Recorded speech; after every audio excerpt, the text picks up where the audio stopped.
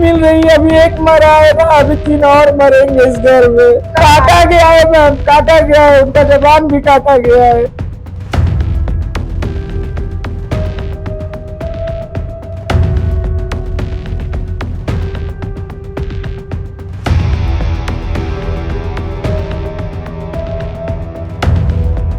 मेरी 2 छोटी छोटी बेटियां हैं मैम, मेरे घर और कोई चेंज नहीं है।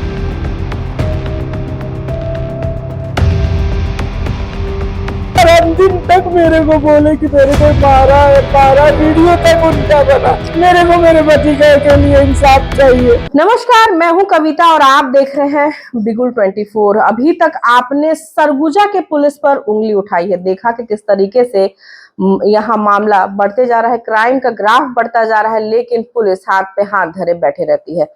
एक मामला अभी मैं आपको बताती हूँ। मामला जो व्यक्ति है जिनके ऊपर गुजरी है वो तो थे अंबिकापुर के, लेकिन क्योंकि जो घटना स्थल था वो सूरजपुर का है, इसलिए ये मामला सूरजपुर का कहा जाएगा। और सूरजपुर के पुलिस कैसा काम कर रही है वो मैं आपको बताती हूँ। अभी तक ये मामला आप तक नहीं पहुंचा है। क्यों? क्योंकि किसी ने इस पे ध्यान ही नहीं दिया। आपको बात कराने जा रहे हैं उनसे जिनके पति की मृत्यु हो गई है, वो भी हमारे साथ हैं। और आज ही जयनगर थाना के जो थाना प्रभारी हैं, उन्होंने आके इनसे मुलाकात करी है और उनका कहना यह है कि हम केस को देख रहे हैं। बाकी इनके बात से आपको पूरी तरीके से समझ में आ जाएगा कि बातें क्या क्या हुई हैं। जी दीदी, अपना नाम बताइएगा। मेरा नाम शमा परवीन है जी। मैं, जिनकी डेथ हो गई तारिक अनवर, उनकी वाइफ हूँ मैं। आज टीआई सर आए, बोले सीसी फुटेज निकालिए 25 तारीख का। 1 हफ्ता से ऊपर हो गया, हमारे टीवी से सीसी फुटेज नहीं निकल पाया। तो मैं बोली सर आसपास भी होगा तो हाँ, उनके घर का हम निकाल रहे हैं, उनके घर का 1 महीने का सीसी फुटेज है। मैं कही ठीक है सर, बैठे रह गए। मैं बोली सर इंक्वायरी कहाँ तक पहुंची? सर का कहना है कि अभी हम कर रहे हैं ना। मैं कि सर जब मेरे हस्बैंड वीडियो बना के, मैं 24 घंटा उनके साथ रही, मैं मेरे पास डॉक्टर का लेटर भी है। 24 घंटा मेरे को परमिशन मिला था। जब वो वेंटी का पाइप निकाल के फेंक देते थे तो मैं डॉक्टर के पास बोली कि सर, वो बोले कि 3 बार हो चुका है, अगर अब वेंटी का पाइप ये निकाल के फेंक देंगे तो हम इनको नहीं बचा पाएंगे। तो मैं डॉक्टर से रिक्वेस्ट करी कि सर मैं नर्स का भी काम कर लूंगी, मुझे मेरे हस्बैंड के साथ रहने का परमिशन दिया जाए। वो लोगों ने मुझे परमिशन, डॉक्टर दिए मुझे रहने के लिए, और मैं रहती थी उनके साथ। उनको जब होश आया था मैम, वो मुझे बस इशारा करते थे, ऐसे करके इशारा ऐसे करते थे, और दोनों हाथ में वो रामकृष्ण हॉस्पिटल में जैसे वो नोचते होंगे तो दोनों हाथ में उनकी पट्टी बांधी थी और उनको बेड से बांध दिया गया था। जब भी केस में थे मुझे उन्होंने बताया, तो वो पट्टी में से ऐसे उंगली फाड़ के ऐसे निकाले, फिर वो मेरा हाथ मतलब अपना मेरा हाथ में, हाँ जी, तो मेरे हाथ में ऐसे ऐसे लिखते थे वो। फिर मैंने उनकी पट्टी हाथ की मैंने कैंची से काट के निकाल दी। फिर वो और हाइपर होते गए कि मतलब ऐसे ऐसे 4 ऐसे ऐसे करके ऐसे ऐसे लिख के। मैं बोली ए जी आप लिखोगे, क्या हुआ आपको, आपका एक्सीडेंट हुआ है? तो बोले, मैं कही आप गिर गए स्कूटी से? मैं कही कोई गाड़ी वाला मारा? मैं कि आपको कोई मारा है? तो बोले ऐसे हाथ हिलाए। फिर मेरे से मांग रहे पेन दे। मैं जल्दी से दौड़ के नीचे गई, एक पेन खरीदी मैं एक ठेले से डीकेएस के पास। फिर वहां से मैं पेन लेके आई, पेपर निकाली अपने बैग से। मैं कही ए जी आप लिखोगे, एक आप लिखोगे करके। तो एक वो पहले मैं ऐसे ही बोली जी आप लिखोगे, तो हाँ, तो वो तलहा का नाम लिखे। उसके बाद मैं अपने परिवार वालों को बताई, अरे ये केस तो एक्सीडेंट का नहीं है करके, ये तो नाम लिख रहे हैं उस लड़के का तलहा। तो ये लोग पूछे कौन है, तो मैं कही वो मेरे सौतेला जेठ का बेटा है करके। तो सब फिर पहुंचे, फिर भाई लोग पहुंचे। वो आपके परिवार का है, इनके सौतेले भाई का बेटा है वो इससे पहले भी 2016 में उसके फादर मेरे ऊपर छेड़छाड़ी किए थे, तो मैं केस भी दर्ज कराई थी। तो मेरे हस्बैंड सॉफ्ट नेचर के थे उस समय, वो मुझे 5-6 साल केस भी चला, तो वो मुझे बोले कि अब वापस ले लो करके। वो वापस हो गया। इसके बाद जैसे मैं वो केस वापस ली थी, 1 हफ्ता 10 दिन 15 दिन के बाद ये लोग फिर हमारे ऊपर हावी होना चालू हो गए थे। फिर ये लोग मेरे को, इसका बेटा तलहा जो है वो मुझे मारा भी था, वो मुझे रोड में मारा था लात से। मैं थाने गई, यहाँ के अंबिकापुर कोतवाली थाने में गई, वहां पर मुझे किनारे बैठा दिया गया। फिर उसके माँ बेटा को बुलाया गया, उसकी माँ को अंदर ले जाके एफआईआर उनका लिखा गया, मेरा नहीं। मुझे दिन भर वहां बैठा दिया गया। ऊपर से मैं, मेरे हस्बैंड, मेरे 2 भाई पर केस एफआईआर हो गया। उसके बाद ये लोग इनकी जो ऊपर से कॉल, मैं बैठी थी थाने में, बैठी थी, किसी का कॉल आया तो वो लोग मेरे को शाम को 4 बजे पुलिस वाले थे, वो बोले कि बेटा मैं बहुत मजबूर हूँ, ऊपर से कॉल आ गया, इतना कहा कि बेटा मैं बहुत मजबूर हूँ। मैं समझ तो गई। आपको क्या लगता है कि पुलिस अभी आपके केस पे ध्यान नहीं दे रही है, नहीं क्या कारण नहीं, है इसका? टीआई सर आज आए हैं, टीआई सर मुझसे बोले, मैं कही सर वो लड़का घूम रहा है सर, और मेरे हस्बैंड वीडियो दे के मरे हैं, पूरा लिख के मरे हैं सर, तो वो कैसे सर होगा, तो क्या अभी हम कर रहे हैं ना इंक्वायरी, आपको डे नाइट में इसमें थोड़ी ना कर रहा हूँ मैं, वो लड़का घूम रहा है, वो लड़का बता रहा है कि मैं यहाँ गया, मैं उस समय, वो भी तो अपना दे रहा है सबूत कि वो यहाँ था वहां था। मैं कही सर फुटेज निकाल के दीजिए, मैं सबूत क्यों मानूंगा उस लड़के का ओरल का, तो अरे अभी रुकिए ना, अभी सब हो रहा है, सब हो रहा है। मुझे कहीं से जब मैं बोली कि सर मेरे हस्बैंड को इंसाफ नहीं मिलेगा क्या, मैं वहां गोल बाजार भी गई, मैं वहां सब जगह पुलिस से मैं मदद, मैं डॉक्टरों के वहां से बोली कि ये होश में आ गए, एक बार इनका लिखित बयान तो ले लीजिए, तो बोलते हैं कि नहीं नहीं नहीं, तुम अपने हस्बैंड, तुम बहुत ऊपर, तो वो पुलिस, वो थाना तुम करवा रही हो, वहां के डॉक्टर डीकेएस के, तुम बहुत थाना पुलिस करवा रही हो, तुम चाहती होगा तुम्हारा पति मर जाए, अपने पति का ठीक होने पे। अब तो मैम मेरा पति मर गया, मैं गोल बाजार थाना भी गई थी, मैं टीआई मैडम से हाथ भी जोड़ी थी कि मैम उनका लिखे, वो बोल तो उनका, मैम जब वेंटिलेटर का पाइप निकाल के जब फेंके थे, जब वो उनको नॉर्मल ऑक्सीजन में रखा गया था मैम, तो वहाँ की सिस्टर बोली कि दीदी आप थोड़ा सा इनका मुंह को साफ करिए। मैम जब मैं उनका मुंह को ऐसे किए थे, जब मैं उनका मुंह साफ करी थी, जबान भी उनका कटा हुआ था, तो मैं बोली भी अपने भाइयों को कि वो जवान कोई उनका काटा गया है मैम, काटा गया है, उनका जबान भी काटा गया है, तो आगे डॉक्टर से बोली कि सर इनका तो जबान कटा हुआ है, जबान कटा हुआ है, तो डॉक्टर बोले मेरे से, सर हिला के बोले कि हाँ, मैं जब मेरे हस्बैंड से मैं नॉर्मल मास्क में थे, वो कुछ बोला, मैं कहे जी कुछ बोलोगे, तो कहते थे ओ उनका जबान कटा था मैम, उनकी आवाज भी नहीं वो सही बोल पा रहे थे, वो बार बार अंतिम तक मेरे को बोले कि मेरे को मारा है, मारा, वीडियो तक उनका बना, मेरा कोई पुलिस वहां का भी मदद नहीं कर रहा, यहाँ के टीआई तो आज बहुत गोल गोल बात, ठीक है मैं जब क्वेश्चन करूं तो बोलते ठीक है आप अपने तरह से इन्वेस्टिगेशन कर लीजिए, उस लड़के का ठीक है, उस लड़के को 302 बोले, मेरे को 302 में उसका केस दर्ज भी कर दे रहा हूं मैं, तो 2 दिन बाद वो लड़का छूट जाएगा, फिर दौड़ते रहिए आप, ऐसे करके मुझे टीआई की साइड से भी कोई अच्छे से जवाब नहीं मिल पा रहा है मैम, मैं आज बहुत क्वेश्चन उनसे करी हूँ, लेकिन वो लोग मुझे अच्छे से जवाब नहीं दे रहे, बिल्कुल भी नहीं दे रहे। मैं बस मेरे को मेरे पति के लिए इंसाफ चाहिए, सिर्फ उनको इंसाफ मिल जाए, मेरी 2 छोटी छोटी बेटियां हैं मैम, मेरे घर और कोई जेंट्स नहीं है, और धमकी भी मिल रही है, अभी एक मरा है ना, अभी 3 और मरेंगे इस घर में, मुझे सब कुछ नहीं, उनको इंसाफ दिलवा, जब वो वीडियो बना के उस लड़के का नाम लिख के मारे हैं मैम, तो उसको ले जाके खड़ा है, पूछताछ क्यों नहीं हो रही है मैम, वो लड़का आज भी घूर के इधर जा रहा है, उसको कहीं ना कहीं से मैम, ऊपर से कहीं ना कहीं से पूरा केस मैनेज हो रहा है मैम, प्लीज मुझे आप लोग इंसाफ दिलवा दीजिए, बस मेरे पति के लिए मुझे इंसाफ चाहिए। सोचिए कि अगर अभी तक इनके साथ जो चीज भी हुआ है उसमें गलती किसकी है, यहाँ पे अगर मैं गलती मानूं तो पूरी गलती पुलिस की है, जो इनके जिंदा रहते उन्होंने इनका बयान नहीं लिया, और इसके बाद अब केस ऐसे मोड़ पे आ गया है कि सारी चीजों को बहुत बुरी तरीके से उलझ सी गई है, जिसके वजह से अब ये भी परेशान हो रही है। आप सुन रहे हैं कि किस तरीके से अपने पति को इंसाफ दिलाने के लिए बिलख रही हैं, लेकिन इसकी सुनवाई कहीं भी नहीं हो पा रही है। मैं चाहती हूं, यहाँ से रिक्वेस्ट करती हूं आईजी सर को कि वो संज्ञान लें इस मामले में, और जल्द से जल्द जो भी गुनाहगार है, जो कि लिख के इसका नाम लिख के उनका डेथ हुआ है, उसको गिरफ्तार किया जाए, और जो भी मामला हो वो सारे लोगों के सामने आए, और जल्द से जल्द, इससे पहले कि इनके परिवार में और किसी के साथ कुछ बुरा हो, उनको अरेस्ट किया जाए।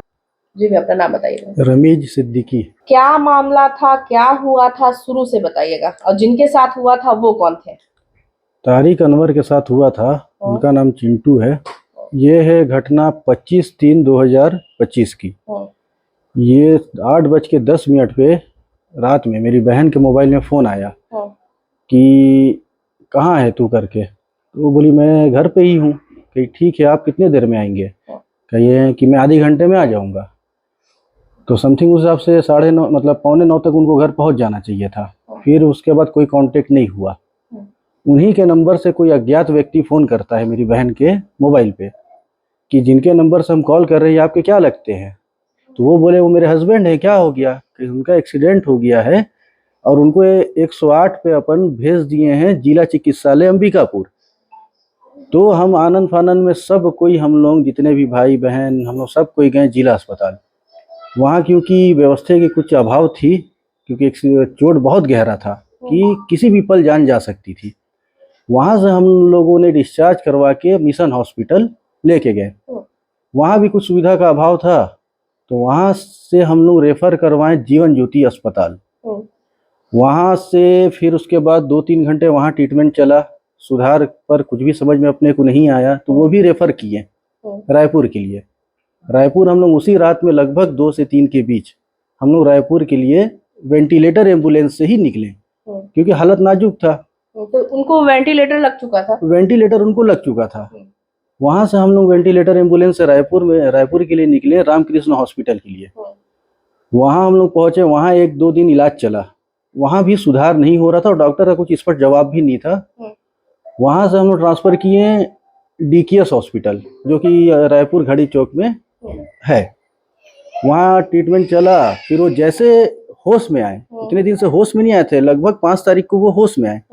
होश में आने के बाद जब हम लोगों ने, मेरी बहन ने उससे पूछा कि आपका एक्सीडेंट कैसे हुआ, तो वो क्योंकि वेंटिलेटर लगा था तो मुंह से बोल नहीं सकते थे, तो वो इशारों के माध्यम से बताएं कि ऐसे करके कि आपका एक्सीडेंट हुआ है, तो वो कहें कि नहीं। तो कहीं गिरे हैं, तो वो फिर ऐसे करके कहें नहीं। तो आपके साथ मारपीट हुआ है, तो वो ऐसे करके इशारा किया हाँ, और फाइट बना के ऐसे कि मेरे को मारे हैं करके ऐसे इशारा किए। इतने लोग, उनका कहने का मतलब था ऐसे और ऐसे। तो फिर हम लोगों ने थोड़ा समझा उस चीज को। उस टाइम आप लोगों को पहली बार समझ में आया कि आपके जो जीजा जी थे उनका एक्सीडेंट नहीं हुआ था, जबकि उनको मारे थे? बिल्कुल, उस समय तक तो हम लोग समझ रहे थे कि एक्सीडेंट लेके चल रहे थे, तो हम लोग उस चीज पर फोकस कर रहे थे। लेकिन जब उन्होंने बताया इशारों के माध्यम से पहले, तब हम लोगों ने समझा कि ये मारपीट हुई है इनके साथ, और कुछ 4 या उससे अधिक लोग भी हो सकते हैं, क्योंकि वो 4 लोग का इशारा किए। तब हम लोगों ने उस आधार पे थानों में आवेदन दिया, जयनगर थाने में दिया, फिर हम लोगों ने सरगुजा IG को दिया, हम लोगों ने DGP को दिया, और उस आधार पे फिर हम लोग पर मतलब कोई कार्रवाई उस समय तो कुछ भी नहीं हुआ। फिर हम लोगों ने सोचा क्यों ना हम कुछ वीडियो बनाएं उनका। तो आप लिख के उनसे पूछें हम कि आप लिख सकते हैं उसका नाम जो आपसे मारपीट किया है, तो इशारा से कहें हाँ। तो उनको हम लोगों ने एक ब्लैंक कागज दिया और पेन दिया, जिसका फुटेज हम लोगों के पास पूरा मौजूद है। उन्होंने एक लड़के का नाम लिखा जिसका नाम है तलहा। तलहा लिखा उसने और कहा, हम लोग पूछे यही मारा है, तो इशारा किया हाँ। तो उस हिसाब से उनका ब्रेन काम अच्छा कर रहा था, क्योंकि हम लोगों ने उनका साइन भी करवाया कि आप जो साइन करते हैं इंग्लिश में वो साइन करिए। उन्होंने साइन भी किया, जिसका वीडियो हम लोगों के पास मौजूद है। यहाँ हम लोगों ने जयनगर थाना में खबर किया ऐसा ऐसा बात है सर, उनका बयान ले लिया जाए। तो हम लोग नहीं लेंगे, वहीं से बयान आप करवाइए गोल बाजार थाने से। ठीक है, हमने उनकी बात मानी, हम गोल बाजार थाने गए, वहाँ आवेदन दिए कि इनका बयान ले लीजिए आप। तो कहें बयान हम लोग नहीं, या तो तहसीलदार लेंगे या SDM लेंगे। तो हम लोगों ने कहा सर वो तो आप लोगों की जिम्मेदारी है ना, हम लोग कहाँ जाएंगे, क्योंकि हमारी मरीज है, हम उनको छोड़ के कहाँ जाएंगे। तो उन्होंने कहा नहीं, बयान तो वही लेंगे, क्योंकि डॉक्टर वहाँ मौजूद थे। डॉक्टर ने हमारे ऊपर ये भी कहा कि आप, जैसे मेरी बहन को कहा, आप अपने पति को बचाना नहीं, पुलिस केस में ज्यादा आप इंटरेस्ट ले रही हो। तो उन्होंने कहा कि सर मैं तो दोनों तरफ से सोचूंगी ना। अच्छा, फिर कल के डेट में अगर कुछ हो जाता है, मैंने कहा, तो फिर क्या होगा। तो पुलिस वाले लोगों का कहना था कि कार्रवाई तो होगा ही होगा। ये सारी बातें हुई। 8 तारीख को फिर उनकी मृत्यु हो गई। आपने अभी तक सुना कि जो आप सुन रहे थे वो कोई फिल्मी स्टोरी नहीं थी, ये बिल्कुल सामने हुआ है कि एक व्यक्ति जिनको होश आता है और वो खुद इशारों में बताते हैं कि उनका एक्सीडेंट नहीं हुआ था, बल्कि उनके ऊपर हमला हुआ था, उनको मारा गया था, और उन्होंने वैसी स्थिति में कुछ देर के लिए सोची कि वो होश में आए होंगे। और मरणासन जब व्यक्ति होता है वो कभी झूठ नहीं बोलता साथियों। तो उन्होंने ऐसा बयान दिया था, उन्होंने इशारों से बताया कि मेरा एक्सीडेंट नहीं हुआ है, मुझे मारा गया है, 4 लोग शामिल थे। अगर आपको कोई ये उंगली दिखाएगा तो आप क्या समझेंगे? ये 4 का ही उंगली था जो उन्होंने दिखाया था। उसके बाद इन्होंने मिन्नतें की पुलिस वालों से, जबकि इस मामले में उनको पहले से ही सक्रिय होना चाहिए था। उसमें इन्होंने मिन्नतें की कि सर किसी तरीके से आके इनका बयान ले दीजिए, कि अगर इनको कुछ हो जाता है तो आपके पास बयान तो रहे। लेकिन सोचिए कि अगर पुलिस सक्रिय होती तो आज उनका बयान इनके पास होता, और शायद जो अपराधी है जिन्होंने इस घटना को अंजाम दिया है वह सलाखों के पीछे होता। लेकिन पुलिस की, आप सोच सकते हैं कि पुलिस कितनी सक्रिय है, या मानिए कि निष्क्रिय ही हो चुकी है, कि इन्होंने इनकी बात न सुनते हुए उनका बयान लिया ही नहीं। और आज वो व्यक्ति सिर्फ उस व्यक्ति का नाम लिखकर, उन्होंने लिखकर उसका नाम, जिसने हमला किया था तलहा, उन्होंने नाम लिखा है बकायदा। और वो वीडियो हम आपको अभी दिखाएंगे ताकि आपको क्लियर हो जाए कि ये कोई कहानी नहीं है, ये कोई बनाई हुई कहानी नहीं है। उन्होंने वेंटिलेटर में होश में आकर ये चीजें लिखी थी। इंग्लिश वाला साइन करो, लीजिए साइन करिए तो। हाँ, इंग्लिश वाला साइन कीजिए। हाँ, और डेट डालिए, साइन करिए, लिखिए अपना नाम। और डेट डालिए आज का 5 4 हाँ 4 25। ठीक है 25। आपके साथ मारपीट हुआ था? ये जिसका नाम लिखा वही मारा था? फिलहाल आप सुन रहे हैं कि पुलिस वाले न तो जीते जी किसी का साथ दे पा रहे हैं, और अब मरने के बाद भी उनके परिवारजनों को किस तरीके से परेशान होना पड़ रहा है। हम आगे बात करते हैं जी। उसके बाद फिर हम लोगों ने सारा कंप्लेन वगैरह करने के बाद भी हमको इंसाफ नहीं मिला। फिर जब मृत्यु हो गई, हम लोग वहां से लेके आए। फिर उसके तीसरे दिन जब उनका सब कुछ हो गया, मिट्टी मंजिल, फिर हम लोगों ने सब कोई, चाचा भाई सब कोई, हम लोग गए जयनगर थाना।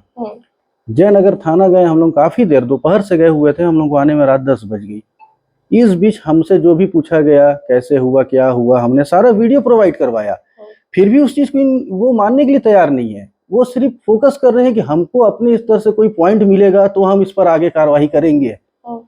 0 पे भी FIR दर्ज होता है, उन्होंने कुछ भी नहीं किया, सिर्फ हमारा आवेदन लिया है और रिसीविंग दिया है। आप सुन रहे हैं कि अभी तक प्राथमिकी भी दर्ज नहीं की गई है, जबकि एक युवक की जान चली गई। यहाँ पर एक व्यक्ति की जान चली गई है और पुलिस वालों के ऊपर डायरेक्ट उंगली उठ रही है। फिर हम लोगों ने कहा सर इतनी बड़ी एविडेंस है, कोई मरता आदमी झूठ तो नहीं बोलेगा। वो तो इशारा किया कि ऐसे करके और ये करके कि मेरे को मारे हैं 4 लोग, 3 लोग का नाम तो नहीं लिखा अगला, और गलती भी उन्हीं की है, उन्होंने बयान नहीं लिया आके। अब गलती तो पूरी, उनको तो बयान लेना चाहिए ना।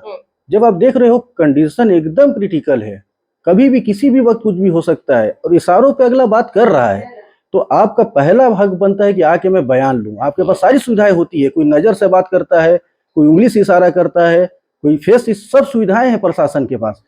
फिर भी किसी तरह का कोई मदद नहीं मिला, सिर्फ समय टालता गया और अंतिम में ये हुआ कि जो हमारे जीजा बहनोई साहब थे उनकी मृत्यु हो गई 8 तारीख को रात 9 बजे। फिर हम लोगों ने दूसरे दिन पोस्टमार्टम, क्योंकि रात में होता नहीं है, सुबह ही होता है, फिर वहां से हम लोगों ने DKS से मेकाहारा में पोस्टमार्टम कराए। पोस्टमार्टम करा के हम लोग अंबिकापुर के लिए निकले। आए यहाँ जो भी अपना होता है सारा चीज हुआ उसी रात में, मिट्टी मंजिल सारा चीज हुआ। तीसरा दिन हम लोगों ने वहां जब जयनगर, जो मैं बता रहा था जयनगर थाना, हम लोग सब गए। मेरे से सिर्फ कथन लिया गया पूरी वारदात का। कथन तो भाई आप किसी का भी ले सकते हैं, भाई क्या हुआ तो मैं पूरा बता दिया, शुरू से लास्ट तक ब्यौरा दे दिया।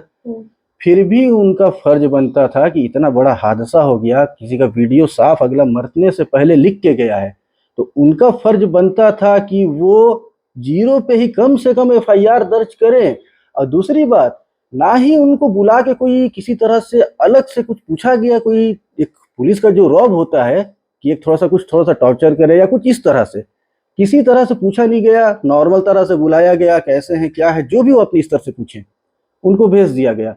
वो लड़का जो इस वारदात को अंजाम दिया है, जो तलहा नाम है जिसका, वो खुला घूम रहा है कॉलर को ऐसे चढ़ा के, और धमकी भी हम लोगों को आ रहा है। मेरी 2 छोटी भांजी और मेरी बहन, उसके अलावा इस घर में कोई मर्द नहीं बचा है। मैं यह बात को आपको फिर से बता दे रहा हूँ, कि कोई मर्द इस घर में नहीं बचा है, सिर्फ 2 छोटी छोटी भांजियां हैं मेरी और मेरी बहन है। उसके बाद भी उन लोगों के साइड से धमकी आ रहा है कि अभी तो सिर्फ एक गया है ना, अभी और लोग बचे हैं, अभी आगे आगे देखो क्या होता है। अब इसका मतलब आप क्या समझेंगे, अगर सामने वाला इतना बड़ा वारदात होने के बाद अगर सामने से आकर धमकी दे तो इसका मतलब आप क्या समझेंगे? और मरने वाला जो कि उसका नाम तालहा लिख के उनका डेथ हुआ है और उसके बाद उसके परिवार वाले अब भी इनको धमकी दे रहे हैं कि अभी तो एक ही गया है, आगे जितने भी बचे हैं उनको भी हम देख लेंगे। ये आप सुन रहे थे क्यों? क्योंकि सिर्फ पुलिस सख्ती नहीं बरत रही है, इसके वजह से क्या अगर इस घर में कोई और घटना हो जाती है तो पुलिस इसकी जिम्मेदारी लेगी? क्या अगर इनकी बच्चियों के साथ या इनकी जो वाइफ है, बच्चियों की माँ है, उनके साथ अगर कोई घटना हो जाती है तो इसकी जिम्मेदारी किसकी होगी? ये बहुत बड़ा सवाल है। फिलहाल ये सवाल अगर जो सुन रहे हैं आपको खुद पूछना चाहिए उन पुलिस वालों से जो इस चीजों को लेकर बड़े ही निष्क्रिय दिखाई पड़ रहे हैं। जी। उसके बाद ये सारा बात हुआ कि अब तो हम देख लेंगे।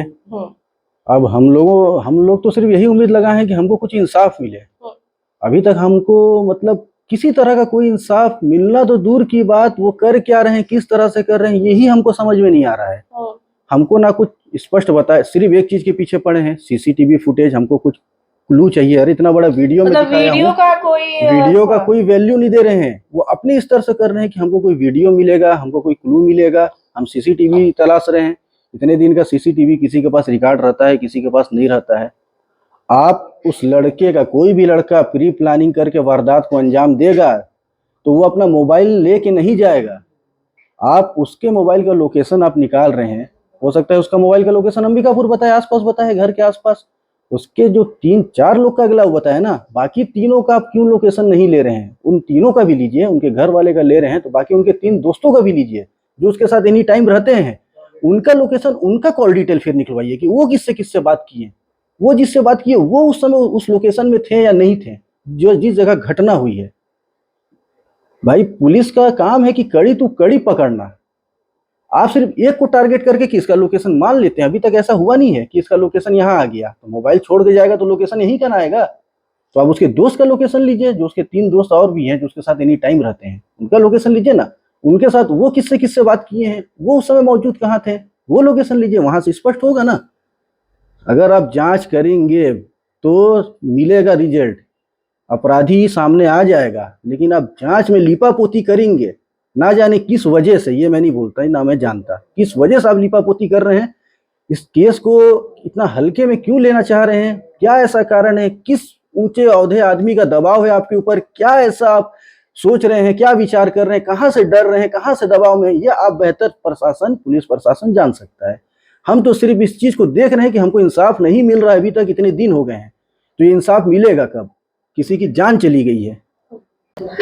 बात एक्सीडेंट से स्टार्ट हुई थी कि एक्सीडेंट में उनकी डेथ हो गई है, एक्सीडेंट के बाद उनकी हालत नाजुक हो गई है। तो वो जिस गाड़ी में थे, जिस स्कूटी में थे, वो मैं आपको दिखाती हूँ कि क्या आपको भी लगता है कि इस स्कूटी से गिरने के बाद उनको इतनी गंभीर चोटें आई जिसकी वजह से उनकी डेथ हो गई। जरा गौर करिएगा इस स्कूटी के ऊपर, आपको दिख रहा होगा सामने स्कूटी है जिसकी स्थिति सिर्फ हेडलाइट को छोड़ करके नीचे बहुत अच्छी है। अगर मानिए कि हेडलाइट में अगर इतनी बुरी तरीके से चोट लगी होती तो शायद यहाँ भी लगता और यहाँ भी, और नहीं पर भी अगर इतने भयंकर एक्सीडेंट जो हुआ था उसमें कम से कम गाड़ी में खरोच तो आई होती।